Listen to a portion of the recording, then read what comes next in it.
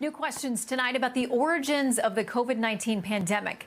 The U.S. State Department's former lead investigator believes the virus could have come from research being done on a bioweapon from a lab in Wuhan, China. That investigator, David Asher, joins us now. David, welcome.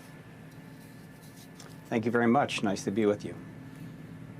I want to read something from medicalpress.com today. They talk about the huge delay in getting experts into the country to actually look around in China, and also now the delay in the report that's supposed to be coming out.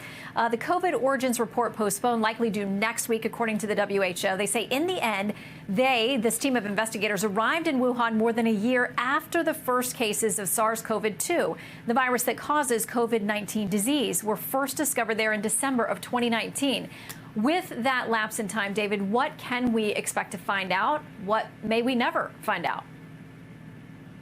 Well, I think one of the first things your listeners need to understand is these people really aren't investigators.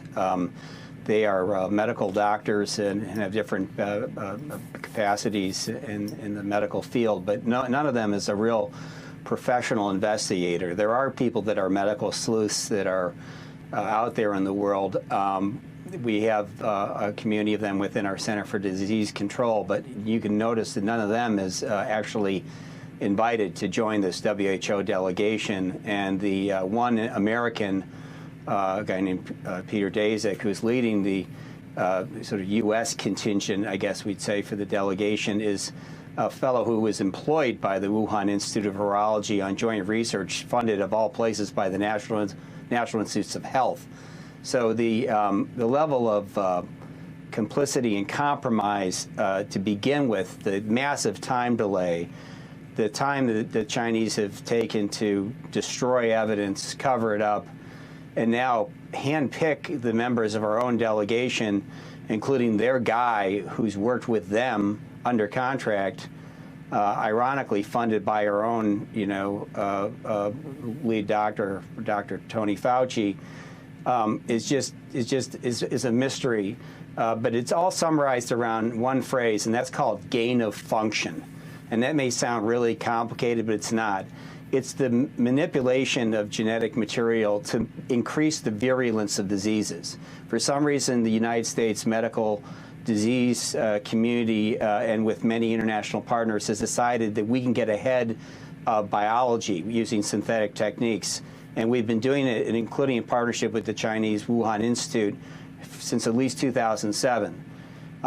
I would argue that the difference between gain of function in the context of developing a weapon and gain of function in the context of even developing a vaccine to protect against a weapon, there's not much of a difference these days.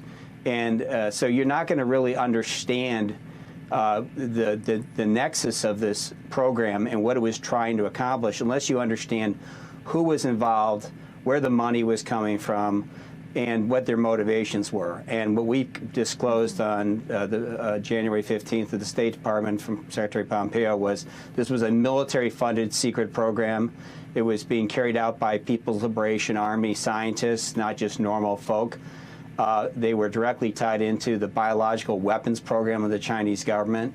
This wasn't the National Institute of Health, okay? Mm-hmm. This was something, resembling something out of a sensitive U.S. military program. So the whole thing is sort of screwed up from top down. Well, and the fact that the Chinese have covered it up is largely because they want to protect what was a weapons program, in my mind. Well, they've had a lot of time.